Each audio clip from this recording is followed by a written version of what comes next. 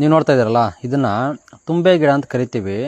ಸಾಮಾನ್ಯವಾಗಿ ಎಲ್ಲ ಕಡೆಯೂ ಈ ಒಂದು ಗಿಡ ಸಿಗುತ್ತೆ. ಸೊ ನಿಮ್ಮ ಕಡೆ ಏನಂತ ಕರೀತಾರೋ ಕಾಮೆಂಟ್ ಬಾಕ್ಸಲ್ಲಿ ಹಾಕಿ. ಅಂದಂಗೆ ಈ ಗಿಡ ಏನಿದೆ ಇದು ಚರ್ಮ ರೋಗಕ್ಕೆ ಒಂಥರ ರಾಮಬಾಣ ಅಂತಲೇ ಹೇಳ್ಬೋದು. ಸ್ಕಿನ್ ಅಲರ್ಜಿ ಆಗಿರ್ಬೋದು ಅಥವಾ ಫಂಗಲ್ ಇನ್ಫೆಕ್ಷನ್ ಆಗಿರ್ಬೋದು, ಮತ್ತು ಸಣ್ಣ ಪುಟ್ಟ ಗಾಯಗಳಿದ್ರೂ ಸಹ ಈ ಒಂದು 4 ಎಲೆ ತಗೊಂಡು ಚೆನ್ನಾಗಿ ಜಜ್ಜಬೇಕು. ಜಜ್ಜಿಬಿಟ್ಟ ಮೇಲೆ ಸ್ವಲ್ಪ ಅದಕ್ಕೆ ಅರಿಶಿನ ಮಿಕ್ಸ್ ಮಾಡಿ ಮತ್ತೆ ಜಜ್ಜಿ ರಸ ಬರೋರು ಸಹ ಜಜ್ಜಿಬಿಟ್ಟು, ಸೊ ಎಲ್ಲಿ ನಿಮಗೆ ಫಂಗಲ್ ಇನ್ಫೆಕ್ಷನ್ ಆಗಿರ್ಬೋದು ಅಥವಾ ಸ್ಕಿನ್ ಅಲರ್ಜಿ ಆಗಿರ್ಬೋದು ಅಥವಾ ಸಣ್ಣ ಪುಟ್ಟ ಗಾಯಗಳಿದ್ರೆ ಇದನ್ನು ಅದ್ರ ಮೇಲೆ ಹಚ್ಚಬೇಕು. ಹಚ್ಚಿಬಿಟ್ಟು ಸುಮಾರು 1 ಗಂಟೆ ಬಿಟ್ಟು ಮತ್ತೆ ನಾವು ಅದನ್ನು ಬಿಸಿಲಿನ ತೊಳೆದ್ರೆ ಸಾಕು, ನಿಮಗೆ ಅದು ಸಂಪೂರ್ಣವಾಗಿ ವಾಸಿ ಆಗುತ್ತೆ. ಸುಮಾರು 1 ವಾರ ಈ ಥರ ಮಾಡಿ ನಿಮಗೆ ಫಂಗಲ್ ಇನ್ಫೆಕ್ಷನ್ನು ಮತ್ತು ಅಲರ್ಜಿ ಅನ್ನೋದು ಸಂಪೂರ್ಣವಾಗಿ ವಾಸಿ ಆಗುತ್ತೆ. ಅಂದಂಗೆ ಈ ವಿಡಿಯೋನ ನಿಮ್ಮ ಫ್ರೆಂಡ್ಸ್ ಶೇರ್ ಮಾಡಿ, ಹಂಗೆ ಒಂದು ಲೈಕ್ ಮಾಡಿ, ಮತ್ತು ನಮ್ಮ ಅಕೌಂಟ್ನ ಫಾಲೋ ಮಾಡೋದನ್ನು ಮರಿಬೇಡಿ. दुनिया के 99% लोगों को यह नहीं पता, अगर आपके बाल बहुत ही ज्यादा सफेद हो गए हैं और बालों की सारी चमक चली गई है तो एक बार इस घरेलू नुस्खे का इस्तेमाल करके देखो। ये राज आपको पार्लर वाले भी नहीं बताएंगे। इसके लिए लेना है थोड़े से प्याज के छिलके, थोड़े से लहसुन के छिलके, और इनको अच्छे से भून लो। भूनने के बाद इसको पीस कर एक बाउल में छान लो। अब इसमें ऐड करो 1 चम्मच कोकोनट ऑयल, 1 चम्मच मस्टर्ड ऑयल। अब इनको मिक्स करके अपने बालों पर लगा लो। आप देखकर हैरान हो जाओगे, आपके बाल आपके दोस्त के जैसे काले हो जाएंगे। इसे आप भी ट्राई कीजिए और अपने काले दोस्त को भी शेयर करें ताकि उनका भला हो जाए। ಈ ಟ್ರಿಕ್ಸ್ ಗಳನ್ನ ಪೂರ್ತಿಯಾಗಿ ನೋಡಿ, ನಿಮ್ಗಿದು ಪಕ್ಕ ಯೂಸಿಗೆ ಬರುತ್ತೆ. ಹಾಲಿನ ಜೊತೆ ಬಿಸ್ಕೆಟ್ ತಿನ್ಬೇಕಾದ್ರೆ ಕೆಲವೊಂದ್ಸಲ ಬಿಸ್ಕೆಟ್ ಹಾಲ್ ಒಳಗಡೆ ಬಿದ್ದು ಹೋಗುತ್ತೆ. ಅದಕ್ಕೇನೆ ಈ ತರ ಬಿಸ್ಕೆಟ್ ನ ಚಮಚದಲ್ಲಿ ಹಿಡ್ಕೊಂಡ್ರೆ ಅದು ಹಾಲ್ ಒಳಗಡೆ ಬೀಳಲ್ಲ. ಕ್ಯಾರೆಟ್ ನ ಪಾತ್ರೆ ತೊಳೆಯೋ ಜಾಲಿಯಿಂದ ಉಜ್ಜಿದ್ರೆ ಈಸಿಯಾಗಿ ಸಿಪ್ಪೆ ಎಲ್ಲ ಹೋಗುತ್ತೆ, ಮತ್ತೆ ಜಾಸ್ತಿ ವೇಸ್ಟ್ ಕೂಡ ಆಗಲ್ಲ. ಮೊಬೈಲ್ ನ ಬಲೂನ್ ಮೇಲಿಟ್ಟು ನಿಧಾನಕ್ಕೆ ಕೆಳಗಡೆ ತಳ್ಳಿದ್ರೆ ನಿಮ್ಮ ಫೋನ್ ಗೊಂದು ಒಳ್ಳೆ ಕವರ್ ಆಗುತ್ತೆ. ಬೇಯಿಸಿರೋ ಮೊಟ್ಟೆನ ಒಂದು ಡಬ್ಬಿಲ್ ಹಾಕಿ ಅದಕ್ಕೆ ಸ್ವಲ್ಪ ನೀರ್ ಹಾಕಿ ಆಮೇಲೆ ಮುಚ್ಚಳ ಹಾಕಿ ಅಲ್ಲಾಡ್ಸಿದ್ರೆ ಮೊಟ್ಟೆ ಸಿಪ್ಪೆ ಎಲ್ಲ ಸಪರೇಟ್ ಆಗುತ್ತೆ. ಒಂದು ಸ್ಟ್ರಾ ತಗೊಂಡು ಈ ತರ ಕಟ್ ಮಾಡಿ ಇದ್ರ ಸಹಾಯದಿಂದ ಕೇಬಲ್ ಅಥವಾ ವೈರ್ ನ ಈಸಿಯಾಗಿ ಜೋಡಿಸಬಹುದು. ಕ್ರೇಟರ್ ಅಲ್ಲಿ ಹಾಲು ತುರಿದಾಗ ಒಳಗಡೆ ಎಲ್ಲ ಸಿಕ್ಕಾಕೊಂಡ್ರೆ ಟೂತ್ ಬ್ರಷ್ ಇಂದ ನೀಟಾಗಿ ಕ್ಲೀನ್ ಮಾಡಿ. पपीते में बस ये 3 चीजें मिला लो, चेहरा इतना ज्यादा ग्लो हो जाएगा कि बड़े बड़े एक्ट्रेस भी आपके आगे फीके पड़ जाएंगे। यकीन नहीं है तो एक बार आजमा लो। इसके लिए बस आपको पपीते के 2 टुकड़े लेकर मिक्सी में ग्राइंड कर लेना और उसमें 1 चम्मच शहद डाल देना और फिर उसमें 1 चम्मच मुल्तानी मिट्टी डाल दें और लास्ट में आधा कटा नींबू डालकर सभी को मिक्स करके अब अपने चेहरे पर लगाकर 20 मिनट बाद चेहरे को हल्के गुनगुने पानी से धो लें और अब आप देखेंगे आपका चेहरा इतना ज्यादा ब्राइटनेस और गोरा हो जाएगा कि सभी आपसे पूछने लगेंगे गोरा होने का राज। और हाँ, ऐसे ही हेल्थ टिप्स वीडियो देखने के लिए लाइक करें और फॉलो करें। ಬಾಳೆಹಣ್ಣಿನ ಸಿಪ್ಪೆಯನ್ನು ಇನ್ಮೇಲೆ ಎಸೆಯಬೇಡಿ. ಇದನ್ನು ಉಪಯೋಗಿಸಿಕೊಂಡು ನಿಮ್ಮ ಹಳದಿಯಾಗಿರುವ ಹಲ್ಲನ್ನು ಬಿಳಿಯಾಗಿಸಿ. ಮೊದಲಿಗೆ 1 ಚಮಚದಿಂದ ಬಾಳೆಹಣ್ಣಿನ ಸಿಪ್ಪೆಯನ್ನು ಈ ರೀತಿ ತೆಗೆದುಕೊಂಡು ಅದರಲ್ಲಿ ಪುಡಿಯುಪ್ಪು, ಅರ್ಧ ನಿಂಬೆ ಹಣ್ಣಿನ ರಸ ಹಾಗೆ ಟೂತ್ಪೇಸ್ಟ್ ಸ್ವಲ್ಪ ಹಾಕಿ ಎಲ್ಲವನ್ನು ಚೆನ್ನಾಗಿ ಮಿಕ್ಸ್ ಮಾಡಿ ಪ್ರತಿದಿನ ಇದರಿಂದ ಬ್ರಷ್ ಮಾಡಿ ನಿಮ್ಮ ಹಲ್ಲುಗಳು ಪಳಪಳ ಹೊಳೆಯುತ್ತದೆ. ಈ ವಿಡಿಯೋ ನಿಮ್ಮ ಹಳದಿ ಹಲ್ಲು ಇರುವ ಸ್ನೇಹಿತರಿಗೆ ಶೇರ್ ಮಾಡಿ. ಈ ವಿಷಯನ ನಿಮ್ಗೆ ಟ್ಯಾಟೂ ಹಾಕೋರು ಯಾವತ್ತೂ ಹೇಳಲ್ಲ. ನೀವೇನಾದ್ರೂ ಬೈ ಮಿಸ್ಟೇಕ್ ರಾಂಗ್ ಟ್ಯಾಟೂ ಹಾಕೊಂಡಿದ್ರೆ ಈ ಟೆಕ್ನಿಕ್ ಇಂದ ನೀವು ಈಸಿಯಾಗಿ ಆ ಟ್ಯಾಟೂ ರಿಮೂವ್ ಮಾಡಬಹುದು. ಇದಕ್ ಮೊದಲು ನೀವು ಟ್ಯಾಟೂ ಮೇಲೆ ಸ್ವಲ್ಪ ಪೆಟ್ರೋಲ್ ಹಾಕೋಬೇಕು, ಆಮೇಲೆ ಅದ್ರ ಮೇಲೆ ಸ್ವಲ್ಪ ಈನೋ ಹಾಕ್ಬೇಕು, ಆಮೇಲೆ 5 ನಿಮಿಷ ತನಕ ಹಂಗೆ ಬಿಡ್ಬೇಕು. 5 ನಿಮಿಷ ಆದ್ಮೇಲೆ ಇದನ್ನ ವಾಶ್ ಮಾಡಿದ್ರೆ ಟ್ಯಾಟೂ ಹೋಗಿರುತ್ತೆ. ಒಂದ್ಸಲ ಇದನ್ನ ಟ್ರೈ ಮಾಡಿ ನೋಡಿ.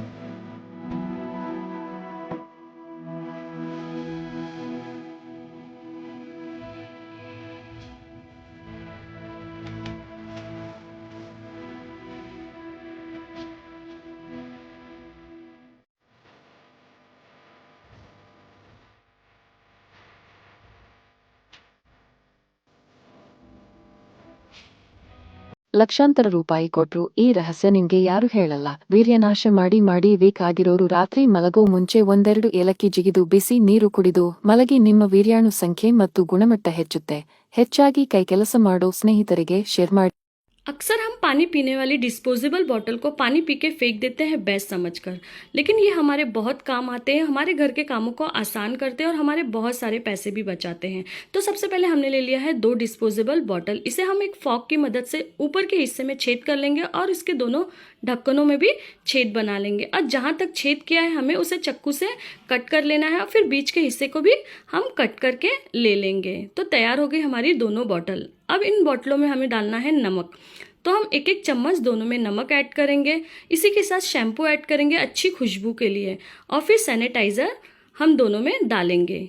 अब इसे अच्छे से मिक्स कर लेंगे और अब हम इसमें डालेंगे नींबू का छिलका। जो नींबू पीने के बाद छिलका फेंक देते हैं ना, बस उसके टुकड़े कर लेना है और इन डिब्बों में डालना है। अब 4 से 5 लौंग डालेंगे और 4 से ही 5 मिरी डाल देंगे। अब इसे घर के किसी भी कोने में रख देंगे। इससे घर में अच्छी खुशबू फैलेगी, मक्खी मच्छर नहीं आएंगे, घर की नेगेटिव वाइब्रेशन भी हमारे दूर हो जाए। दवाइयों का उपयोग सिर्फ बीमारी ठीक करने के लिए किया होगा, लेकिन आज तक डॉक्टर ने आपको कभी नहीं बताया कि खाली दवाई के पत्ते को खाने से क्या होता है। मैं बताता हूँ आपको करना क्या है। खाली दवाई के पत्ते लेना, कैंची से कट कर लेना और मिक्सी के अंदर डाल के 2 मिनट तक चला देना। इससे आपके 2 काम हो जाएंगे, कैंची की धार भी तेज हो जाएगी और मिक्सी में बहुत ज्यादा मसाला पीसने से उसकी धार चली जाती है, तो नया मिक्सी लेना पड़ता है, अब नहीं लेना पड़ेगा, क्योंकि इससे उसकी भी धार तेज हो जाएगी। उसमें पत्थर डालोगे तो पाउडर बना के बाहर निकालेगा। तो इस वीडियो को ज्यादा से ज्यादा सभी के पास शेयर जरूर कर देना। दोस्तों, हम लोग अक्सर केले को खाकर उसके छिलकों को यूं ही फेंक देते हैं, पर क्या आपको पता है कि केले के छिलकों को पानी में हल्का नमक डालकर उबालने से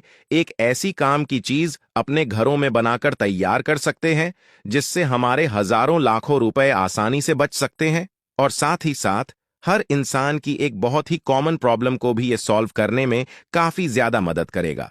और आज की ये वीडियो को देखने के बाद आप भी कभी केलों के छिलकों को फेंकेंगे नहीं, बल्कि आपको फिर केले से ज्यादा उसके छिलके उपयोगी लगने लगेंगे।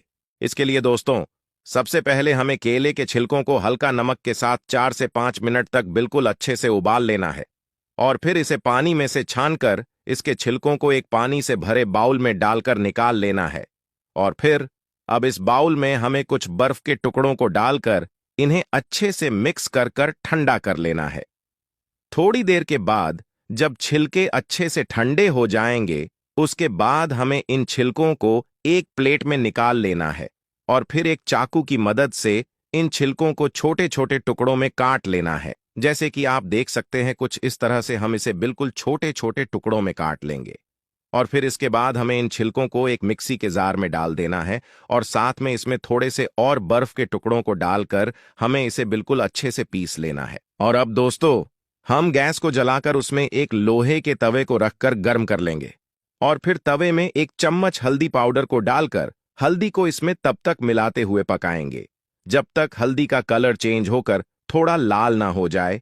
और तब तक आप हमें कमेंट बॉक्स में कमेंट कर कर जरूर बताइएगा कि आप ये वीडियो कौन से शहर से देख रहे हैं, ताकि मैं आपका थैंक्स कर सकूं। 2 से 3 मिनट तक हल्दी को पकाने के बाद आप देख सकते हैं हल्दी का कलर चेंज होकर हल्का लाल हो गया है और अब हम इसे गैस से उतारकर ठंडा कर लेंगे।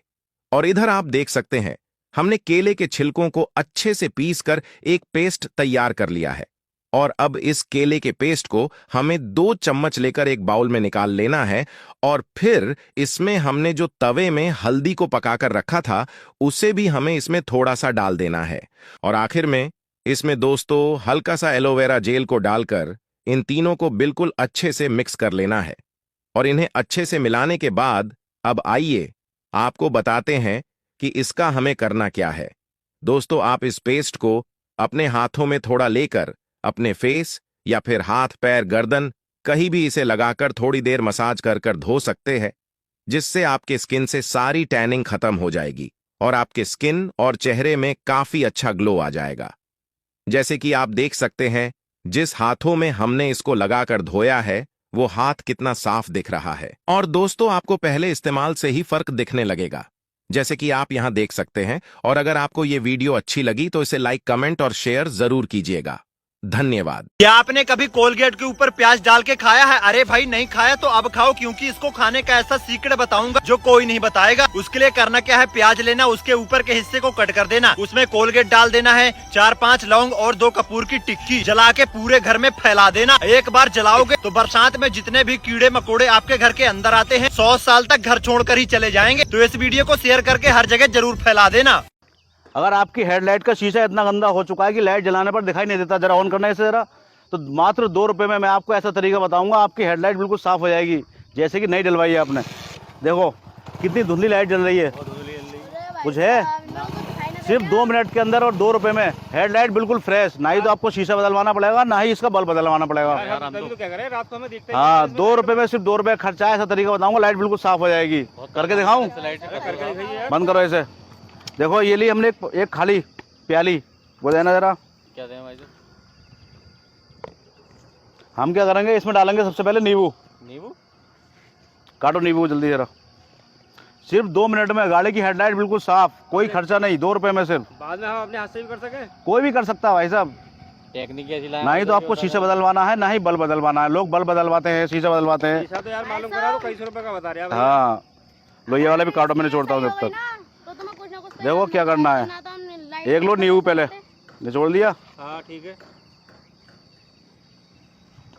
ये मेरे छोटे नींबू हैं, आपको लेना है बड़ा नींबू जिसमें रस ज्यादा निकले। ना तो अगर छोटे मिलेंगे तो हम 2-3 ले लेंगे, कौन सी दिक्कत है? इसलिए मैंने 2 लिए हैं। ये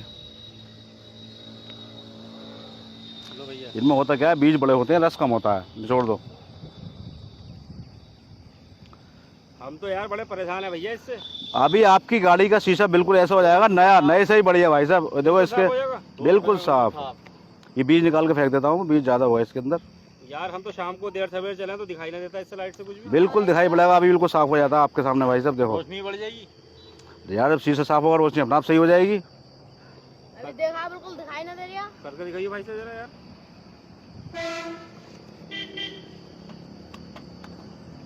हमने 2 नींबू निचोड़ लिए। हाँ, ठीक है। इसके बाद लेंगे हम कोलगेट टूथपेस्ट सफेद वाला। क्या बात कर रहे हो?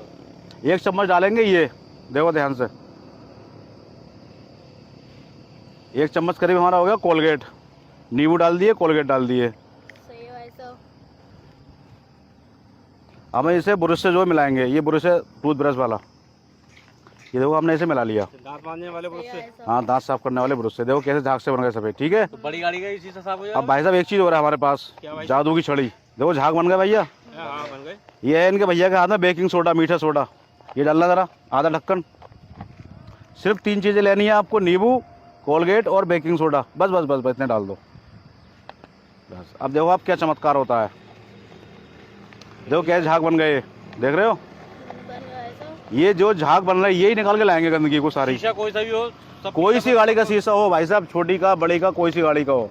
अभी मैं आपके सामने इस पे अप्लाई करता हूँ, लगाता हूँ। देखो देखते रहना भैया। हाँ देख रहे हैं भाई साहब।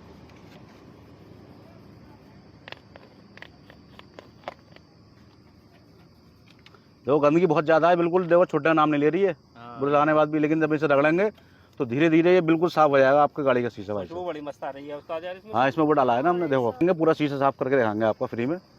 आप ये घर पे भी कर सकते हैं, कोई भी कर सकता है। अरे हम तो बहुत दिनों से बहुत परेशान है भैया इससे। आप पहले मिले होते। रात में बहुत दिक्कत होती थी भैया। घरेलू आपके किचन में मौजूद है भैया, आप कहीं से भी कर सकते हैं। आप अपने घर पे कर सकते हैं। इधर भी कर दियो भाई साहब, इधर की सब साइड तरफ में होगी, सब तरफ होगी भैया, सब तरफ। लग तो रहा है भाई साहब। अगर आदमी को मालूम हो तो आदमी घर बैठे कर ले। मैं थोड़ा हाथ से अप्लाई कर दूँ। हाँ, अच्छी करोगा। ब्रश जो है सही से। टेक्निक बताना है हमें, किस तरह से कर सकते हो। देखो कोई भी कर भाई, सकता है। इनके शीशे में गंदगी भी बहुत है भाई, हाँ, देख रहे हो नाम आप? नहीं ले रही। हाँ, गंदगी बहुत है भाई साहब शीशे पे हाथ तक आपके। के सामने पड़ गए। आपने पता नहीं कब से इसकी सफाई नहीं करी है। भाई तो सफाई करेगा तो शीशे की।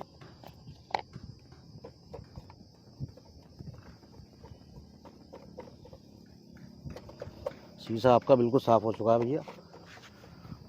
अब इसका कपड़े से रगड़ना है भाई साहब। अब इससे जो है पहले धोएंगे, फिर कपड़े साफ करेंगे। धोएंगे।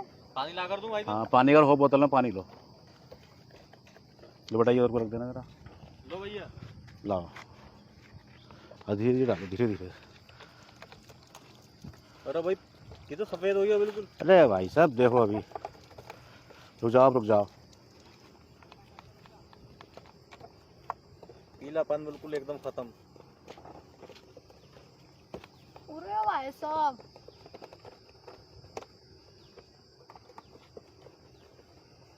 चमका दिया आपने तो पानी। भाई साहब इनमें तो मेरा मुंह दिखाई दे रहा है। अरे अंदर का बल्ब भी दिखा दे लगा तो भैया। डालो भैया, हल्का हल्का पानी डालो।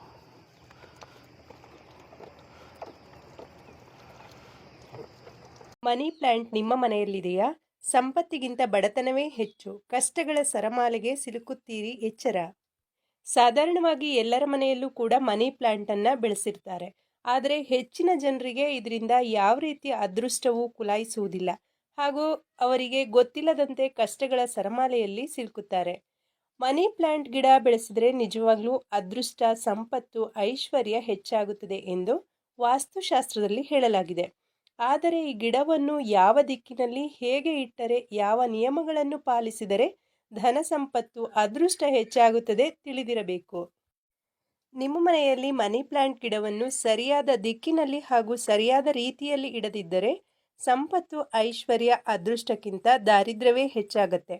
ಹೌದು, ವಾಸ್ತುವಿಗೆ ಸಂಬಂಧಪಟ್ಟ ವಸ್ತುಗಳನ್ನು ಹಾಗೂ ಗಿಡಗಳನ್ನು ಸರಿಯಾದ ದಿಕ್ಕಿನಲ್ಲಿ ಸರಿಯಾದ ವಿಧಿ ವಿಧಾನಗಳನ್ನು ತಿಳಿಯದೆ ಎಲ್ಲೆಂದರಲ್ಲಿ ಇಟ್ಟರೆ ಅಥವಾ ಬೆಳೆಸಿದರೆ ಹಣಕಾಸಿನ ನಷ್ಟ, ಆರೋಗ್ಯ ಸಮಸ್ಯೆಗಳು, ಕೌಟುಂಬಿಕ ಒಡಕುಗಳು, ಕಷ್ಟಗಳು ತಪ್ಪಿದ್ದಲ್ಲ.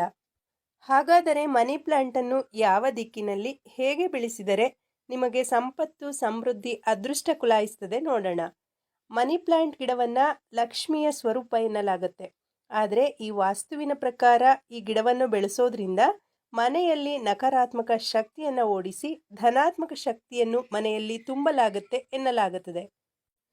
ಮನಿ ಪ್ಲಾಂಟ್ ಅನ್ನು ನೆಡುವವರು ಸೋಮವಾರ ಅಥವಾ ಶುಕ್ರವಾರ ಬೆಳಗಿನ ಸಮಯದಲ್ಲಿ ನೆಡುವುದು ಉತ್ತಮ. ಹಾಗೂ ಪ್ರತಿದಿನ ಸ್ವಲ್ಪ ಸ್ವಲ್ಪ ನೀರನ್ನು ಬೆಳಗ್ಗೆ ಮತ್ತು ಗೋಧೂಳಿ ಸಮಯದಲ್ಲಿ ಹಾಕುತ್ತಿರಬೇಕು. ಈ ಗಿಡವನ್ನು ಈಶಾನ್ಯ ದಿಕ್ಕಿನಲ್ಲಿ ಹಾಗೂ ಪಶ್ಚಿಮ ದಿಕ್ಕಿನಲ್ಲಿ ಯಾವುದೇ ಕಾರಣಕ್ಕೂ ಇಡುವುದಾಗಲಿ ಅಥವಾ ಬೆಳೆಸುವುದಾಗಲಿ ಮಾಡಬಾರದು.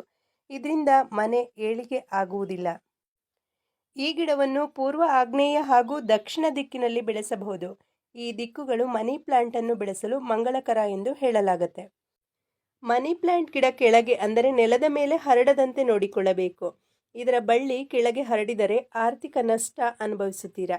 ಬಳ್ಳಿ ಮೇಲಕ್ಕೆ ಹಬ್ಬುವಂತೆ ನೋಡಿಕೊಳ್ಳಬೇಕು. ಬಳ್ಳಿ ಮೇಲಕ್ಕೆ ಹಬ್ಬಿದಂತೆ ನಿಮ್ಮ ಮನೆಯಲ್ಲಿ ಸಮೃದ್ಧಿಯನ್ನು, ಅಭಿವೃದ್ಧಿಯನ್ನು ಕಾಣಬಹುದು. ಯಾವುದೇ ಕಾರಣಕ್ಕೂ ಮನಿ ಪ್ಲಾಂಟ್ಗೆ ನೀರನ್ನು ಹಾಕದೆ ಬಳ್ಳಿಯನ್ನು ಒಣಗಿಸಬೇಡಿ. ಇದರಿಂದ ಮನೆಯಲ್ಲಿ ಕಷ್ಟಗಳ ಸರಮಾಲೆಗಳು ಶುರುವಾಗುತ್ತದೆ. ಅದೃಷ್ಟ ನೆಲೆಸಬೇಕೆಂದರೆ ಮನಿ ಪ್ಲಾಂಟ್ ಅನ್ನು ಚೆನ್ನಾಗಿ ಪೋಷಿಸಬೇಕು, ಆರೈಕೆ ಮಾಡಬೇಕು. ಮನಿ ಪ್ಲಾಂಟ್ ಅನ್ನು ಹೊತ್ತು ಗೊತ್ತಿಲ್ಲದೆ ಬೇರೆಯವರಿಗೆ ಅದರ ಬಳ್ಳಿಯನ್ನು ಕಟ್ ಮಾಡಿ ಕೊಡಬೇಡಿ. ಇದರಿಂದ ಆರ್ಥಿಕ ನಷ್ಟಗಳು ಕಾಣಿಸಿಕೊಳ್ಳುತ್ತವೆ.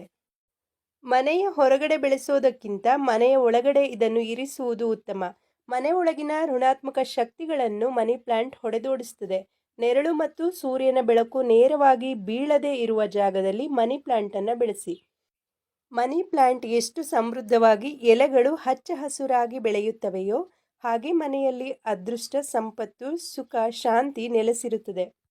ಸ್ನೇಹಿತರೆ, ಇವತ್ತಿನ ಮಾಹಿತಿ ಇಷ್ಟ ಆದರೆ ಲೈಕ್ ಮಾಡಿ. ಮತ್ತಷ್ಟು ಮಾಹಿತಿಗಳಿಗೆ ಚಾನೆಲ್ನ ಸಬ್ಸ್ಕ್ರೈಬ್ ಮಾಡಿ. ಮತ್ತೊಂದು ಹೊಸ ಮಾಹಿತಿಯೊಂದಿಗೆ ಸಿಗೋಣ. ವಿಡಿಯೋ ನೋಡಿದ್ದಕ್ಕಾಗಿ ಧನ್ಯವಾದಗಳು. ಸದಾ ಯೌವನದಿಂದ ಇರಲು 15 ಸರಳ ಸಲಹೆಗಳು. 1. ದಿನವೂ ಮುಂಜಾನೆಯ ಉಪಹಾರಕ್ಕಿಂತ 1 ತಾಸು ಮೊದಲು ಅರ್ಧ ನಿಂಬೆಹಣ್ಣಿನ ರಸವನ್ನು ಉಗುರು ಬೆಚ್ಚಗಿನ ನೀರಿನಲ್ಲಿ ಕುಡಿಯಿರಿ. 2. ಸಾಧ್ಯವಾದಷ್ಟು ಹಸಿ ತರಕಾರಿಗಳನ್ನು ತಿನ್ನಿ. ಹಸಿ ತರಕಾರಿಗಳನ್ನು ಸೇವಿಸಲು ಸಾಧ್ಯವಾಗದಿದ್ದರೆ ತರಕಾರಿಗಳನ್ನು ಅರ್ಧ ಬೇಯಿಸಿ ತಿನ್ನಿ. ತುಂಬಾ ಬೆಂದ ತರಕಾರಿಗಳನ್ನು ತಿನ್ನುವುದರಿಂದ ಅದರಲ್ಲಿರುವ ಪೋಷಕಾಂಶಗಳು ನಮ್ಮ ದೇಹವನ್ನು ಸೇರುವುದಿಲ್ಲ. 3. ಪ್ರತಿದಿನ ಯಾವುದಾದರೂ ಒಂದು ಹಣ್ಣು, ಸಾಧ್ಯವಾಗದಿದ್ದರೆ ಯಾವುದಾದರೂ ಡ್ರೈ ಫ್ರೂಟ್ಸ್ ತಿನ್ನುವ ಅಭ್ಯಾಸವನ್ನು ರೂಢಿ ಮಾಡಿಕೊಳ್ಳಿ. 4. ದಿನಕ್ಕೆ ಕನಿಷ್ಠ 8 ರಿಂದ 10 ಲೋಟ ನೀರು ಕುಡಿಯಿರಿ. ಇದರಿಂದ ನಿಮ್ಮ ಶರೀರದಲ್ಲಿರುವ ವಿಷಕಾರಿ ಪದಾರ್ಥಗಳು ಯೂರಿನ್ ಮೂಲಕ ಹೊರಹೋಗುತ್ತವೆ. 5. ಸಾಧ್ಯವಾದಷ್ಟು ಎಲ್ಲಾ ಪೋಷಕಾಂಶಗಳು ಇರುವ ಆಹಾರಗಳನ್ನು ತಿನ್ನಲು ಪ್ರಯತ್ನಿಸಿ. Vitamin A, C, A, K, B complex. ಇದರಿಂದ ಚರ್ಮಕ್ಕೆ ಬೇಕಾದ ಎಲ್ಲಾ ಪೋಷಕಾಂಶಗಳು ದೊರೆತು ಚರ್ಮವು ಆರೋಗ್ಯಯುತವಾಗಿ, ಕಾಂತಿಯುತವಾಗಿ ಕಾಣುತ್ತದೆ. 6. ಪ್ರತಿದಿನ 7 ರಿಂದ 8 ಗಂಟೆಗಳ ಕಾಲ ನಿದ್ದೆ ಮಾಡಿ. ರಾತ್ರಿ ಬೇಗ ಮಲಗಿ ಬೆಳಿಗ್ಗೆ ಬೇಗ ಏಳುವ ಅಭ್ಯಾಸವನ್ನು ಮಾಡಿಕೊಳ್ಳಿ. ಅರ್ಧ ಗಂಟೆ ವ್ಯಾಯಾಮ ಮಾಡಿ. ಇದರಿಂದ ನಿಮ್ಮ ದೇಹದಲ್ಲಿನ ಹಾರ್ಮೋನ್ಗಳು ಸರಿಯಾಗಿ ಕೆಲಸ ಮಾಡಿ ಸದಾಕಾಲ ಚೈತನ್ಯದಿಂದ ಇರುವಂತಾಗುತ್ತದೆ. 7. ಚಹಾ, ಕಾಫಿ ಸೇವನೆಯನ್ನು ಕಡಿಮೆ ಮಾಡಿ. ಅದರ ಬದಲು green tea, lemon tea, dry fruits milk shake ಅಥವಾ ಯಾವುದಾದರೂ ಹಣ್ಣುಗಳ ಮಿಲ್ಕ್ ಶೇಕ್ ಅನ್ನು ಮಾಡಿ ಕುಡಿಯಿರಿ. ಇದರಿಂದ ನಿಮ್ಮ ದೇಹಕ್ಕೆ ಬೇಕಾದ ಪ್ರೋಟೀನ್ಗಳು ಸಿಗುತ್ತದೆ. 8. ರಾತ್ರಿ ಮಲಗುವಾಗ 1 ಚಿಟಿಕೆ ಅರಿಶಿನ ಹಾಕಿದ ಹಾಲನ್ನು ತೆಗೆದುಕೊಳ್ಳಿ. ಇದರಿಂದ ಕಫ ಕರಗುವುದು ಮತ್ತು ನಿದ್ದೆಯು ಚೆನ್ನಾಗಿ ಬರುವುದು. 9. ಸುಡುವ ಬಿಸಿಲಿನಲ್ಲಿ ಹೋಗುವುದಕ್ಕಿಂತ ಮೊದಲು ಸನ್ಸ್ಕ್ರೀನ್ ಲೋಷನ್ ಹಚ್ಚಿಕೊಳ್ಳಿ. ಇಲ್ಲವಾದರೆ ಮುಖವನ್ನು ಕಾಟನ್ ಬಟ್ಟೆಯಿಂದ ಕವರ್ ಮಾಡಿಕೊಳ್ಳಿ. ಇದರಿಂದ ನಿಮ್ಮ ಚರ್ಮದ ಮೇಲೆ ಸನ್ ಟ್ಯಾನ್ ಆಗುವುದು ತಪ್ಪುತ್ತದೆ. 10. ಶುದ್ಧವಾದ ಬಾದಾಮಿ ಎಣ್ಣೆಯಿಂದ ಆಗಾಗ ಮುಖವನ್ನು ಮಸಾಜ್ ಮಾಡಿ. ಇದರಿಂದ ಮುಖದ ಸುಕ್ಕುಗಳು ಮತ್ತು ಕಲೆಗಳು ಮಾಯವಾಗುತ್ತವೆ. 11. ತೂಕ ಹೆಚ್ಚಾಗದಂತೆ ನೋಡಿಕೊಳ್ಳಿ. ತುಂಬಾ ಜಾಸ್ತಿ ತಿನ್ನದೆ ನಿಯಮಿತವಾಗಿ ತಿನ್ನುವ ಅಭ್ಯಾಸವನ್ನು ಮಾಡಿಕೊಳ್ಳಿ. ಜಂಕ್ ಫುಡ್ಗಳನ್ನು ತಿನ್ನುವುದನ್ನು ಆದಷ್ಟು ಕಡಿಮೆ ಮಾಡಿ. ಅಡುಗೆ ಸೋಡಾ ಹಾಕಿದ ಆಹಾರಗಳನ್ನು ಸೇವಿಸುವುದು ಆರೋಗ್ಯ ದೃಷ್ಟಿಯಿಂದ ಒಳ್ಳೆಯದಲ್ಲ. 12. ದಿನಕ್ಕೊಂದು ನೆಲ್ಲಿಕಾಯಿಯನ್ನು ತಿನ್ನುವ ಅಭ್ಯಾಸವನ್ನು ರೂಢಿಸಿಕೊಳ್ಳಿ. ಬೆಳಗ್ಗೆ ಖಾಲಿ ಹೊಟ್ಟೆಯಲ್ಲಿ ನೆಲ್ಲಿಕಾಯಿ ಜ್ಯೂಸ್ ಕುಡಿದರೆ ಉತ್ತಮ. ನೆಲ್ಲಿಕಾಯಿಯಲ್ಲಿ ವಿಟಮಿನ್ ಸಿ ಮತ್ತು ಕ್ಯಾಲ್ಸಿಯಂ ಹೇರಳವಾಗಿರುವುದರಿಂದ ಇದು ನಿಮ್ಮ ಕೂದಲಿನ ಆರೋಗ್ಯಕ್ಕೆ, ಚರ್ಮದ ಆರೋಗ್ಯಕ್ಕೆ ತುಂಬಾ ಒಳ್ಳೆಯದು. 13. ಸ್ನಾನ ಮಾಡುವಾಗ ಆದಷ್ಟು ಕೆಮಿಕಲ್ ಇಲ್ಲದ ಸಾಬೂನುಗಳನ್ನು ಬಳಸಿ. ಮುಖಕ್ಕೆ ಫೇಸ್ ವಾಶ್ ಬಳಸುವುದಾದರೆ ಜೆಲ್ ರೀತಿ ಟ್ರಾನ್ಸ್ಪರೆಂಟ್ ಇರುವ ಫೇಸ್ ವಾಶ್ ಅನ್ನು ಬಳಸಿ. ಮುಖಕ್ಕೆ ಯಾವುದೇ ಕ್ರೀಮ್ ಅನ್ನು ಬಳಸುವ ಮೊದಲು ಸ್ಕಿನ್ ಡಾಕ್ಟರ್ನ ಸಲಹೆಯನ್ನು ಪಡೆದು ನಂತರ ಬಳಸಿ. 14. ಯಾವುದೇ ರೀತಿಯ ಒತ್ತಡವನ್ನು ಟೆನ್ಮನ್ ತೆಗೆದುಕೊಳ್ಳಬೇಡಿ. ಟೆನ್ಮನ್ ಜಾಸ್ತಿ ಆದಷ್ಟು ಇಲ್ಲದ ರೋಗಗಳು ನಮ್ಮ ದೇಹವನ್ನು ಸೇರಿಕೊಂಡು ನಮ್ಮ ಆರೋಗ್ಯವನ್ನು ಹಾಳು ಮಾಡಿಬಿಡುತ್ತದೆ. 15. ಮೊಬೈಲ್ ಕಂಪ್ಯೂಟರ್ ಲ್ಯಾಪ್ಟಾಪ್ಗಳನ್ನು ಬಳಸುವವರು ತಮ್ಮ ಕಣ್ಣಿನ ಆರೋಗ್ಯವನ್ನು ನಿರ್ಲಕ್ಷಿಸಬೇಡಿ. ಸದಾಕಾಲ ಮೊಬೈಲ್ ಲ್ಯಾಪ್ಟಾಪ್ ಬಳಸುವುದರಿಂದ ಕಣ್ಣಿನ ದೃಷ್ಟಿ ಮಂಜಾಗುವ ಅಪಾಯವಿರುತ್ತದೆ. ಆಗಾಗ ಕಣ್ಣಿನ ತಪಾಸಣೆಯನ್ನು ಮಾಡಿಸಿಕೊಳ್ಳಿ. ಇದರಿಂದ ಕಣ್ಣಿಗೆ ಕನ್ನಡಕ ಬಂದು ವಯಸ್ಸಾದವರಂತೆ ಕಾಣುವ ಸಂಭವ ಕಡಿಮೆಯಾಗುತ್ತದೆ. ಇಂದಿನ ಆಧುನಿಕ ಯುಗದ ಒತ್ತಡದ ಬದುಕಿನಲ್ಲಿ ಆರೋಗ್ಯವೇ ಭಾಗ್ಯ ಎಂಬ ಮಾತು ಮರೆತು ಹೋದಂತಾಗಿದೆ. ಹಾಗಾಗಿ ಆರೋಗ್ಯದ ಬಗ್ಗೆ ಕಾಳಜಿ ವಹಿಸಿ ಸರಿಯಾದ ಜೀವನ ಶೈಲಿಯನ್ನು ರೂಢಿಸಿಕೊಂಡರೆ ದೇಹಕ್ಕೆ ಅದೆಷ್ಟೇ ವಯಸ್ಸಾಗಿದ್ದರೂ ಮನಸ್ಸು ಮಾತ್ರ ಯೌವನದಿಂದ ಕೂಡಿರುತ್ತದೆ. ಬರೀ 50 ರೂಪಾಯಿ ಖರ್ಚು ಮಾಡಿ ಸಾಕು, ಮುಖ ಚಂದ್ರನ ತರ ಹೊಳೆಯುತ್ತೆ. ಮನೆಯಲ್ಲೇ ಮಾಡಿದ ಈ ಕ್ರೀಮ್ನ ಯೂಸ್ ಮಾಡಿದ್ರೆ ಮುಖ ಕೊರಿಯನ್ ತರ ಆಗುತ್ತೆ. 2 ಸ್ಪೂನ್ ಅಕ್ಕಿಯನ್ನು ಚೆನ್ನಾಗಿ ತೊಳೆದು 3 ಸ್ಪೂನ್ ರೋಸ್ ವಾಟರ್ ಹಾಕಿ ರುಬ್ಬಿ ಇದಕ್ಕೆ 1 ಸ್ಪೂನ್ ಅಲೋವೆರಾ ಜೆಲ್, 1 ಸ್ಪೂನ್ ಕೊಬ್ಬರಿ ಎಣ್ಣೆ, 1 ಸ್ಪೂನ್ ಹಾಲು ಚೆನ್ನಾಗಿ ಮಿಕ್ಸ್ ಮಾಡಿ ರಾತ್ರಿ ಮಲಗೋ ಮುನ್ನ ಹಚ್ಚಿಕೊಂಡು ಮಲಗಿ ಒಳ್ಳೆ ಗ್ಲೋ ಬರುತ್ತೆ. ಇದನ್ನ ಎಲ್ಲರಿಗೂ ಶೇರ್ ಮಾಡಿ. ಅಮ್ಮ ಏನಮ್ಮ ಮನೇಲಿರೋ ಐಟಮ್ಸ್ ಎಲ್ಲ ಫ್ರಿಡ್ಜ್ ಅಲ್ಲೇ ಇಟ್ಟಿದ್ಯಾ? ಇದು ಫ್ರಿಡ್ಜ್ ಇಲ್ಲ ಅಜ್ಜಿ ಹಳೆ ಪೆಟ್ಟಿಗೆನಾ? ಒಂದ್ ಕೆಲಸ ಮಾಡು, ಸ್ವಲ್ಪ ಜಾಗ ಮಾಡ್ಕೊಟ್ಬಿಡು, ಫ್ರಿಡ್ಜ್ ಅಲ್ಲಿ ನಾನೇ ಕುತ್ಕೊಂಡ್ಬಿಡ್ತೀನಿ. ನಿಧಾನಕ್ಕಿರ್ಚೆ ಫ್ರಿಡ್ಜ್ ಇರೋದೇ ಮನೇಲಿರೋ ಐಟಮ್ಸ್ ಎಲ್ಲ ಇಡೋದಕ್ಕೆ, ಇಲ್ಲ ನಿನ್ ತಲೆ ಮೇಲೆ ಇಡ್ಲಾ? ಅಮ್ಮ ಫ್ರಿಡ್ಜ್ ಅಲ್ಲಿ ಎಲ್ಲ ಪದಾರ್ಥಗಳನ್ನ ಇಡಬಾರ್ದು ಅಮ್ಮ, ಹಾಳಾಗತ್ತೆ. ಈರುಳ್ಳಿ ತರ ಇರುವಂತ ರೂಟ್ ವೆಜಿಟೇಬಲ್ಸ್ ನ ಫ್ರಿಡ್ಜ್ ಅಲ್ಲಿ ಏನಾದ್ರೂ ಇಟ್ರೆ ಅದರಲ್ಲಿರೋ ಮಾಯಿಶ್ಚರೈಸ್ ಅಬ್ಸರ್ವ್ ಆಗಿ ಈರುಳ್ಳಿಯಲ್ಲಿ ಫಂಗಸ್ ಕ್ರಿಯೇಟ್ ಆಗಿ ಹಾಳಾಗತ್ತೆ. ಅದೇ ರೀತಿ ಆಲೂಗಡ್ಡೆ ಏನಾದ್ರೂ ಫ್ರಿಡ್ಜ್ ಅಲ್ಲಿ ಇಡ್ತಿದೀವಿ ಅಂತಂದ್ರೆ ಅದರಲ್ಲಿರೋ ಸ್ಟ್ರಾಚ್ ಕಂಟೆಂಟ್ ಶುಗರ್ ಆಗಿ ಕನ್ವರ್ಟ್ ಆಗೋದ್ರಿಂದ ಅದನ್ನ ಅಡಿಗೆಗೆ ಬಳಸಿದ್ರೆ ಟೇಸ್ಟ್ ಇರೋದಿಲ್ಲ. ಇನ್ನು ಬ್ರೆಡ್, ಕೇಕು, ಬನ್ನು ಇದನ್ನೆಲ್ಲ ಕೋಲ್ಡ್ ಟೆಂಪರೇಚರ್ ಇಡೋದ್ರಿಂದ ಮಾಯಿಶ್ಚರೈಸ್ ಅಬ್ಸರ್ವ್ ಆಗಿ ಬ್ರೆಡ್ ಹಾಳಾಗತ್ತೆ, ತಿನ್ನೋದಕ್ಕಾಗಲ್ಲ, ಆಚೆ ಕಡೆ ಬಿಸಾಕ್ಬೇಕಷ್ಟೇ. ಇನ್ನು ಬಾಳೆಹಣ್ಣು ಏನಾದ್ರೂ ಫ್ರಿಡ್ಜ್ ಅಲ್ಲಿ ಇಟ್ವಿ ಅಂತಂದ್ರೆ ಅದು ಬೇಗ ಕಪ್ಪಾಗುತ್ತೆ. ಬಾಳೆಕಾಯಿನ ಫ್ರಿಡ್ಜ್ ಅಲ್ಲಿ ಇಟ್ರೆ ಅದು ಹಣ್ಣೇ ಆಗಲ್ಲ, ಡಸ್ಟ್ಬಿನ್ ಬಿಸಾಕ್ಬೇಕಷ್ಟೇ. ಇನ್ನು ಜೇನುತುಪ್ಪ ಅಂತೂ ಫ್ರಿಡ್ಜ್ ಅಲ್ಲಿ ಇಡಬೇಡ, ಅದರಲ್ಲಿರೋ ಶುಗರ್ ಕಂಟೆಂಟ್ ಗಟ್ಟಿಯಾಗಿ ಯೂಸ್ ಮಾಡೋದಕ್ಕೆ ಸಾಧ್ಯನೇ ಇಲ್ಲ. ಎಲ್ಲ ಪದಾರ್ಥಗಳನ್ನ ಫ್ರಿಡ್ಜ್ ಅಲ್ಲಿ ಇಡೋದನ್ನ ಬಿಡಮ್ಮ. ಹೌದಾ ಚಂದನ? ಒಂದ್ ವಾರದ ಸಾಂಬಾರ್ ಮಿಕ್ಕಿದೆ, ನೆನ್ನೆದು ರೈಸ್ ಹಾಗೆ ಉಳಿದಿದೆ, ಅದನ್ನೆಲ್ಲ ನೀನೇ ತಿನ್ಬಿಡು ಆಯ್ತಾ? ಫ್ರಿಡ್ಜ್ ಅಲ್ಲಿ ಯಾಕೆ ಇಡೋದು? ಸುಮ್ಮನೆ ಬಿಸಾಕದೆಲ್ಲ ಬೇಡ, ನಂಗೆ ಕೆಲಸ ಇದೆ, ಆಮೇಲೆ ಸಿಗ್ತೀನಿ. ಅಮ್ಮ ಫ್ರಿಡ್ಜ್ ನ ನೀನು ಕೊಡ್ಸಿ, ನಾನ್ ತಪ್ಪು ಮಾಡ್ದೆ. ಚಿನ್ನಕ್ಕಿಂತ ಹೆಚ್ಚು ಬೆಲೆ ಬಾಳುತ್ತೆ ಈ ಹಣ್ಣಿನ ಬೀಜ. ಇದನ್ನ ತಿನ್ನೋ ಸರಿಯಾದ ರೀತಿ ಗೊತ್ತಿರಬೇಕು ಅಷ್ಟೇ. ಪಪಾಯ ಹಣ್ಣು ತಿಂದು ಎಲ್ಲರೂ ಅದರ ಬೀಜ ಬಿಸುತ್ತಾರೆ. ಈ ಬೀಜದ ಉಪಯೋಗ ತಿಳಿದ್ರೆ ದಂಗಾಗ್ತೀರಾ? ಪುರುಷರಿಗೆ ತುಂಬಾ ಒಳ್ಳೆದು. ಪಪಾಯ ಬೀಜದ ಜೊತೆ ಜೇನುತುಪ್ಪ ಮಿಕ್ಸ್ ಮಾಡಿ ತಿಂದ್ರೆ ಹೊಟ್ಟೆಯ ಗಲೀಜು ಹೊರಬರುತ್ತೆ. ಲಿವರ್ ಸಮಸ್ಯೆ ಹಾಗೂ ಕಮ್ಮಿ ಹಸಿವು ಇರೋರು ನಿಂಬೆ ರಸಕ್ಕೆ ಪಪಾಯ ಬೀಜ ಸೇರಿಸಿ ತಿನ್ನಿ. ಎಲ್ಲರಿಗೂ ಶೇರ್ ಮಾಡಿ. ಬರೀ 50 ರೂಪಾಯಿ ಖರ್ಚು ಮಾಡಿ ಸಾಕು, ಮುಖ ಚಂದ್ರನ ತರ ಹೊಳೆಯುತ್ತೆ. ಮನೆಯಲ್ಲೇ ಮಾಡಿದ ಈ ಕ್ರೀಮ್ನ ಯೂಸ್ ಮಾಡಿದ್ರೆ ಮುಖ ಕೊರಿಯನ್ ತರ ಆಗುತ್ತೆ. 2 ಸ್ಪೂನ್ ಅಕ್ಕಿಯನ್ನು ಚೆನ್ನಾಗಿ ತೊಳೆದು 3 ಸ್ಪೂನ್ ರೋಸ್ ವಾಟರ್ ಹಾಕಿ ರುಬ್ಬಿ ಇದಕ್ಕೆ 1 ಸ್ಪೂನ್ ಅಲೋವೆರಾ ಜೆಲ್, 1 ಸ್ಪೂನ್ ಕೊಬ್ಬರಿ ಎಣ್ಣೆ, 1 ಸ್ಪೂನ್ ಹಾಲು ಚೆನ್ನಾಗಿ ಮಿಕ್ಸ್ ಮಾಡಿ ರಾತ್ರಿ ಮಲಗೋ ಮುನ್ನ ಹಚ್ಚಿಕೊಂಡು ಮಲಗಿ ಒಳ್ಳೆ ಗ್ಲೋ ಬರುತ್ತೆ. ಇದನ್ನ ಎಲ್ಲರಿಗೂ ಶೇರ್ ಮಾಡಿ. ನಮಸ್ಕಾರ ಆತ್ಮೀಯ ವೀಕ್ಷಕರೇ, ನಾನು ಡಾಕ್ಟರ್ ಕೃಷಿಕರ್ ಸರ್ಜಾ, ಮೆಡಿಕಲ್ ಡೈರೆಕ್ಟರ್, ಸ್ಪರ್ಶ ಹಾಸ್ಪಿಟಲ್, ಚಿಕ್ಕಮಗಳೂರು. ನಾವಿವತ್ತು ಬಿಪಿ ಕಾಯಿಲೆ ಬಗ್ಗೆ ಡಿಸ್ಕಸ್ ಮಾಡೋಣ. ಬಿಪಿ ಬಂದ್ಮೇಲೆ ಎಲ್ಲರೂ ಮನೆ ಮದ್ದು ಅಂತ ಮಾಡ್ತಾನೆ ಇರ್ತೀರಾ, ಕೆಲವು ಮಾತ್ರೆ ತಗೊಳ್ತಾ ಇರ್ತೀರಾ, ಮಾತ್ರೆ ಬಿಡ್ಬೇಕು ಅಂತ ಇರ್ತೀರಾ, ಮಾತ್ರೆ ಕಡಿಮೆ ಮಾಡ್ಬೇಕು ಅಂತ ಇರ್ತೀರಾ, ಬಿಪಿ ಕಂಟ್ರೋಲ್ ಇಟ್ಕೋಬೇಕು ಅನ್ನೋದು ಪ್ರತಿಯೊಬ್ಬರದ್ದು ಒಂದು ಆಸೆ. ಆಕ್ಚುಲಿ ಈಗ ಸದ್ಯ ಯಾಕಂತ ಹೇಳಿದ್ರೆ ಸದ್ಯದ ಪರಿಸ್ಥಿತಿಲಿ 30, 35, 40ನೇ ವಯಸ್ಸಿಗೆ ಬಿಪಿ ಸಮಸ್ಯೆ ಕಾಣಿಸ್ಕೊಳ್ತಾ ಇದೆ. ಹಾಗಾಗಿ ಪ್ರತಿಯೊಂದಕ್ಕೂ ಮಾತ್ರೆ ಪರಿಹಾರ ಅಲ್ಲ, ಮಾತ್ರೆಗಳ ಜೊತೆಗೆ ನಾವು ನಮ್ಮ ಒಂದು ಆಹಾರ ವಿಹಾರ ಕ್ರಮಗಳಲ್ಲೂ ಕೂಡ ಸರಿಯಾದ ಒಂದು ಅನುಸರಣೆ ಇದ್ರೆ ಖಂಡಿತವಾಗ್ಲೂ ಬಿಪಿ ಕಂಟ್ರೋಲ್ ಮಾಡಬಹುದು. ಯಾಕಂದ್ರೆ ನೋಡಿ, ಬಿಪಿ ಬಂದ ತಕ್ಷಣ ನಿಮಗೆ ಎಲ್ಲರೂ ಒಂದೊಂದರ ಜ್ಞಾನ ಕೊಡ್ತಾ ಇರ್ತಾರೆ. ನೀವು ಆ ಜ್ಯೂಸ್ ಕೊಡಿ, ಈ ತರಕಾರಿ ತಿನ್ನು, ಈ ಹಣ್ಣು ತಿನ್ಬೇಡ, ಅದ್ ತಿನ್ಬೇಡ, ಇದ್ ತಿನ್ಬೇಡ ಅನ್ನೋರು ನಿಮ್ಗೆಲ್ಲರಿಗೂ ನಿಮ್ಗೆ ಗೊತ್ತಿರ್ತಾರೆ, ಹಿರಿಯರು ತಿಳಿದವರು ನಿಮಗೆ ಹೇಳ್ತಾ ಇರ್ತಾರೆ. ನಾವು ಇವತ್ತು ಇಲ್ಲಿ ಡಿಸ್ಕಸ್ ಮಾಡ್ತಿರೋ ವಿಷಯ ಎಕ್ಸಾಕ್ಟ್ಲಿ ಅದರ ಹಿಂದೆ ವೈಜ್ಞಾನಿಕ ಕಾರಣಗಳೇನು, ನಮ್ಮ ಡಯಟ್ ನಿಂದಾನು ನಾವು ಸಂಪೂರ್ಣವಾಗಿ ನಮ್ಮ ಬಿಪಿಯನ್ನ ಕಂಟ್ರೋಲ್ ಅಲ್ಲಿ ಇಟ್ಕೊಳಕ್ ಸಾಧ್ಯನ, ಮತ್ತು ಯಾವ ಯಾವ ಫ್ಯಾಕ್ಟರ್ಗಳು ಅದನ್ನ ಡಿಸೈಡ್ ಮಾಡ್ತವೆ ಅಂತ ಹೇಳ್ಬಿಟ್ಟು. ನೋಡಿ ವೀಕ್ಷಕರೇ, ಬಿಪಿ ಅನ್ನೋದು ಒಂದು ನಮ್ಮ ದೇಹದಲ್ಲಿ ಜಾಸ್ತಿ ಆಗ್ತಾ ಇದೆ ಅಂತ ಹೇಳಿದ್ರೆ ಅದಕ್ಕೊಂದು ನಮ್ಮ ದೇಹದಲ್ಲಿ ಪ್ರತಿಯೊಂದು ಪೋಷಕಾಂಶಗಳಿಂದ ಹಿಡಿದು ನಮ್ಮ ಅಂಗಾಂಗಗಳಿರ್ಬೋದು ಒಂದು ವ್ಯವಸ್ಥೆ ಇದೆ, ಒಂದು ಸಿಂಕ್ರನೈಸ್ಡ್ ಆಗಿ ವರ್ಕ್ ಆಗಬೇಕು. ನಮ್ಮ ಕಿಡ್ನಿ ಇರ್ಬೋದು, ನಮ್ಮ ಲಿವರ್ ಇರ್ಬೋದು, ನಮ್ಮ ಇಂಟೆಸ್ಟೈನ್ಸ್ ಇರ್ಬೋದು, ಅಥವಾ ನಮ್ಮ ಹೃದಯ ಇರ್ಬೋದು, ಈ 4 ಸರಿಯಾಗಿ ಸಿಂಕ್ರನೈಸ್ ಅಲ್ಲಿ ಕೆಲಸ ಮಾಡ್ತಾ ಇದ್ರೆ ಮಾತ್ರ ಈ ಬಿಪಿ ಕಂಟ್ರೋಲ್ ಇರುತ್ತೆ. ಈ ಒಂದಕ್ಕೊಂದು ತಾಳ ಮೇಳ ತಪ್ಪಿದಾಗ ಏನಾಗುತ್ತೆ ಅಂತ ಹೇಳಿದ್ರೆ ಈ ಬಿಪಿಯಲ್ಲಿ ವ್ಯತ್ಯಾಸ ಬರೋದು ಸಾಮಾನ್ಯ. ಈ ತಾಳ ಮೇಳವನ್ನ ಸರಿಯಾಗಿ ಇಟ್ಕೋಬೇಕು ಅಂತ ಹೇಳಿದ್ರೆ ನಮ್ಮ ದೇಹದಲ್ಲಿ ತುಂಬಾ ಅವಶ್ಯಕವಾದ ಕೆಲವು ಪೋಷಕಾಂಶಗಳಿವೆ. ಈ ಪೋಷಕಾಂಶಗಳು ಯಾವ್ಯಾವುದು, ಮತ್ತು ಈ ಪೋಷಕಾಂಶಗಳು ಹೇಗೆ ನಮ್ಮ ಬಿಪಿಯನ್ನ ಕಂಟ್ರೋಲ್ ಮಾಡಲಿಕ್ಕೆ ಹೆಲ್ಪ್ ಮಾಡ್ತವೆ ಅನ್ನೋದ್ರ ಬಗ್ಗೆ ಡಿಸ್ಕಸ್ ಮಾಡೋಣ. ಇವತ್ತು ನಾನು ಕೆಲವು ಮುಖ್ಯವಾದ ವಿಷಯಗಳನ್ನ ಏನ್ ಡಿಸ್ಕಸ್ ಮಾಡಬೇಕು ಅಂತ ಈ ವಿಡಿಯೋದಲ್ಲಿ ಅಂತ ಹೇಳಿದ್ರೆ, ನಮ್ಮ ದೇಹಕ್ಕೆ ಬೇಕಾಗಿರುವಂತ ಈ 5 ಪೋಷಕಾಂಶಗಳು. ಅದರಲ್ಲಿ ಮೊದಲನೇದಾಗಿ ಬರುವುದೇ ಈ ನೈಟ್ರೇಟ್ಸ್ ಅಥವಾ ನೈಟ್ರಿಕ್ ಆಕ್ಸೈಡ್. ಈ ನೈಟ್ರಿಕ್ ಆಕ್ಸೈಡ್ ನಮ್ಮ ದೇಹದಲ್ಲಿ ಯಥೇಚ್ಛ ಪ್ರಮಾಣದಲ್ಲಿ, ಸರಿಯಾದ ಪ್ರಮಾಣದಲ್ಲಿ ಇದ್ದಾಗ ಹೇಗೆ ಬಿಪಿಯನ್ನ ಕಂಟ್ರೋಲ್ ಮಾಡುತ್ತೆ ಅನ್ನೋದನ್ನ ನೋಡೋಣ. ಎರಡನೇದಾಗಿ ಬೇಕಾಗಿರುವಂತದ್ದು ಪೊಟ್ಯಾಷಿಯಂ. ನೀವೆಲ್ಲರೂ ಕೇಳಿರ್ತೀರ ಪೊಟ್ಯಾಷಿಯಂ ಬಗ್ಗೆ. ಆದ್ರೆ ಈ ಪೊಟ್ಯಾಷಿಯಂ ಹೇಗೆ ನಮ್ಮ ಬಿಪಿಯನ್ನು ಕಂಟ್ರೋಲ್ ಮಾಡುತ್ತೆ, ಯಾವ ಆಹಾರಗಳಲ್ಲಿ ಈ ಪೊಟ್ಯಾಷಿಯಂ ರಿಚ್ ಫುಡ್ಸ್ ಇರುತ್ತೆ ಮತ್ತು ನಾವು ಅದನ್ನ ಹೇಗೆ ಸೇವಿಸಬೇಕು ಅನ್ನೋದನ್ನ ನೋಡೋಣ. ಮೂರನೇದಾಗಿ ಮೆಗ್ನೀಷಿಯಂ. ಮೆಗ್ನೀಷಿಯಂ ಕೂಡ ನಮ್ಮ ಬಿಪಿಯನ್ನ ಕಂಟ್ರೋಲ್ ಮಾಡಲಿಕ್ಕೆ ತುಂಬಾ ಒಂದು ಸಹಾಯವನ್ನು ಮಾಡುವಂತ ಒಂದು ಖನಿಜ. ಇದು ಹೇಗೆ ಸಹಾಯವನ್ನು ಮಾಡುತ್ತೆ, ಯಾವುದ್ರಲ್ಲಿದೆ ಅದನ್ನು ನೋಡಿ. ನಾಲ್ಕನೇದಾಗಿ ಡಯೂರೆಟಿಕ್ಸ್ ಅಥವಾ ಮೂತ್ರ ಜಾಸ್ತಿ ಹೋಗುವಂತ ಒಂದು ಉಂಟು ಮಾಡುವಂತ ನಮ್ಮ ಒಂದು ಕೆಲವು ತರಕಾರಿಗಳು ಮತ್ತು ಹಣ್ಣುಗಳು, ಅದು ಹೇಗೆ ನಮ್ಮ ಆರೋಗ್ಯವನ್ನ, ನಮ್ಮ ಬಿಪಿಯನ್ನ ಕಂಟ್ರೋಲ್ ಸಹಾಯ ಮಾಡುತ್ತೆ. ಐದನೇದಾಗಿ ಈ ನ್ಯಾಚುರಲ್ ಆಗಿರುವಂತ ರಕ್ತ ತೆಳುವು ಮಾಡುವಂತ ಕೆಲವು ಅಂಶಗಳು ಇರುವಂತ ತರಕಾರಿಗಳು ಮತ್ತು ಹಣ್ಣುಗಳು. ಸೊ ಈ 5ರಿಂದ ನಮ್ಮ ಬಿಪಿ ಕಂಟ್ರೋಲ್ ಅಲ್ಲಿ ಇರಕ್ಕೆ ಸಾಧ್ಯನಾ ಅಥವಾ ಹೇಗೆ ಸಾಧ್ಯ ಅನ್ನೋದ್ರ ಬಗ್ಗೆ ನಾವು ಒಂದು ವೈಜ್ಞಾನಿಕ ವಿಶ್ಲೇಷಣೆಯೊಂದಿಗೆ ತಿಳ್ಕೊಳ್ಳುವಂತ ಪ್ರಯತ್ನ ಮುಂದೆ ಮಾಡೋಣ. ಮೊದಲನೇದು ನಾನು ಹೇಳಿದ್ದು ನೈಟ್ರೇಟ್ಸ್ ಅಥವಾ ನೈಟ್ರಿಕ್ ಆಕ್ಸೈಡ್. ನೋಡಿ, ನೈಟ್ರಿಕ್ ಆಕ್ಸೈಡ್ ನಮ್ಮ ದೇಹಕ್ಕೆ ಯಾಕೆ ಬೇಕು, ರಕ್ತನಾಳ ಹೆಂಗ್ ಕಂಟ್ರೋಲ್ ಮಾಡುತ್ತೆ ಅಂತಂದ್ರೆ, ನಮ್ಮ ರಕ್ತನಾಳಗಳು ಉಪ್ಪಬೇಕು, ಕುಗ್ಬೇಕು. ಅಂದ್ರೆ ಒಂದು ಪ್ಲಾಸ್ಟಿಕ್ ಟ್ಯೂಬ್ ತರ ಇರಬಾರ್ದು, ಅದು ಒಂದು ರಬ್ಬರ್ ಟ್ಯೂಬ್ ತರ ಇರಬೇಕು. ರಕ್ತ ಪಾಸ್ ಆಗ್ಬೇಕಾದ್ರೆ ನಮ್ಮ ಹೃದಯದಿಂದ ಪಂಪ್ ಆಗಿರುವಂತ ರಕ್ತ ನಮ್ಮ ಅಂಗಾಂಗಗಳಿಗೆ ಸೇರ್ಬೇಕು, ಅದು ನ್ಯೂಟ್ರಿಷನ್ ತೆಗಿಬೇಕು ಅಂತ ಹೇಳಿದ್ರೆ ಆ ರಕ್ತನಾಳಗಳು ಎಲಾಸ್ಟಿಕ್ ಆಗಿರ್ಬೇಕು. ಈ ಎಲಾಸ್ಟಿಕ್ ಆಗಿ ಇಟ್ಕೊಳ್ಳಿಕ್ಕೆ ನೈಟ್ರಿಕ್ ಆಕ್ಸೈಡ್ ತುಂಬಾ ಮುಖ್ಯ. ಯಾಕಂದ್ರೆ ನೈಟ್ರಿಕ್ ಆಕ್ಸೈಡ್ ಏನ್ ಮಾಡ್ತಾರೆ, ಅದಿರುವಂತ ಅಂಶ ನಮ್ಮ ರಕ್ತನಾಳಗಳನ್ನ ಉಪ್ಪಿಸುತ್ತೆ, ಎಲಾಸ್ಟಿಸಿಟಿ ಮೇಂಟೈನ್ ಮಾಡುತ್ತೆ.